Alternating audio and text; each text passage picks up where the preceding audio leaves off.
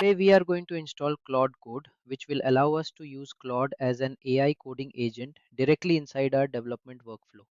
In this video, we will cover two ways to use Claude Code. First, we will install the Claude Code CLI in the terminal, which allows Claude to interact directly with our repositories. Then we will install the Claude Code extension inside VS Code, which provides a more integrated developer experience.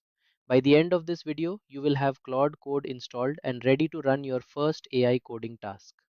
Before installing Claude Code, there are a few prerequisites. Other than the obvious requirements, you should have Git for Windows installed if you want native Windows setup, which is recommended.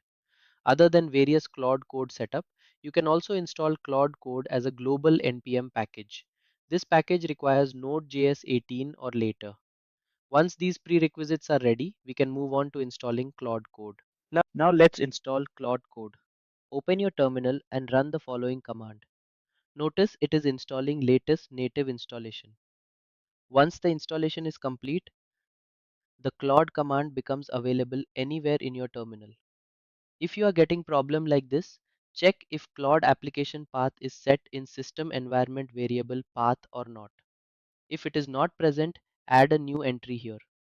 Now try again in the new command prompt window. Command is working now. You can use Claude login command to authenticate. While the terminal interface is powerful, many developers prefer working inside their code editor. Claude Code also provides integration through a VS Code extension.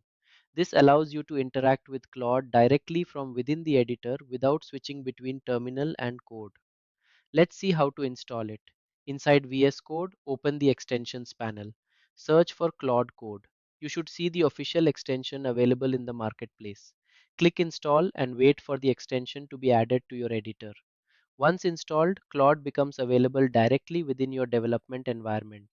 This makes it easier to interact with your codebase while you are actively editing files.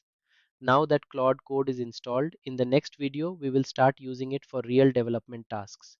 We will explore how Claude analyzes a repository and how we can instruct it to implement actual features. If you are interested in learning this new way of working with agentic AI, stay tuned for the upcoming videos. I've created a complete playlist for this series so you can follow everything step by step.